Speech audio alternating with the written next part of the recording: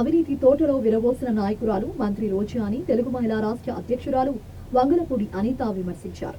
విశాఖ జిల్లా తెలుగుదేశం పార్టీ కార్యాలయంలో నిర్వహించిన విలేకరుల సమావేశంలో ఆమె మాట్లాడుతూ సాక్షాత్తు నగరి ప్రజలే బయటకు వచ్చి రోజాను చీకొడుతూ ప్రెస్ మీట్లు పెడుతున్నారని ఎద్దేవా చేశారు. దళిత మహిళా కౌన్సిలర్ను మున్సిపల్ చైర్పర్సన్ చేస్తానని నమ్మబలికి 70 లక్షలు డిమాండ్ చేసి 40 లక్షలు తీసుకున్నారని విమర్శించారు. ప్యాకేజ్ కు ఆశపడి వైఎస్ఆర్సీపీలోకి వెళ్లారే తప్ప ప్రజాసేవ చేద్దామని కాదు అని అనిత మండిపడ్డారు. మంత్రిగా 9 నెలల కాలంలో 100 కోట్లకు అధిపతి అయ్యారని 5 మండలాలకు బినామీలను పెట్టుకుని దోపిడీలకు పాల్పడ్డారని తెలిపారు. జగన్ పుట్టినరోజు పేరు చెప్పి 29 కోట్లు కొట్టేశారని ఎండగట్టారు. ఏపీలో అమ్మాయిల అక్రమ రవాణా జరుగుతున్న మంత్రి రోజా ఎందుకు పట్టించుకోలేదని అనిత నిలదీశారు.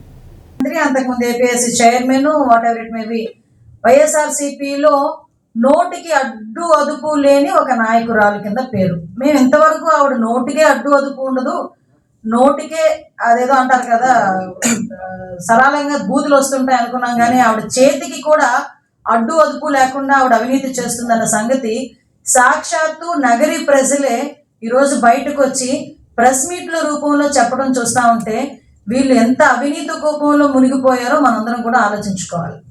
ఎందుకంటే 17వ వార్డు కౌన్సిలర్ అంట పాప నగరిలోని ఆవిడ ఒక దళిత మహిళ కౌన్సిలర్ కింద ఎన్నికైన తర్వాత మున్సిపల్ చైర్పర్సన్ చేస్తాను అని చెప్పి నమ్మబలికి ఆవిడ దగ్గర 70 లక్షలు డిమాండ్ చేసి ఓవరాల్గా ఒక 40 లక్షలు తీసుకుని తర్వాత మళ్ళా ఇంకొక అదొక వేలంపాట అనమాట.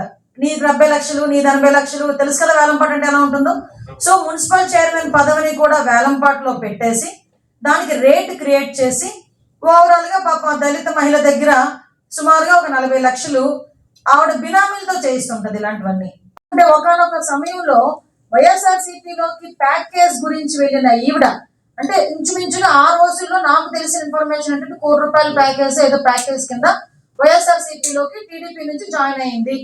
సో ఆ ప్యాకేజీ నుంచి ఆ గెంజు నుంచి ఈరోజు బెంజ్కి వెళ్ళింది ఆవిడ.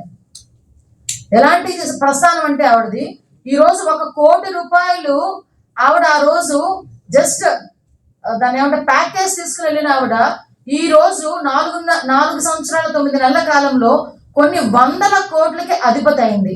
ఎలా? పర్యాటక శాఖలో అన్ని డబ్బులు ఉన్నాయా, లేకపోతే ఏపీఎస్సీలో అంత దోచుకున్నదా?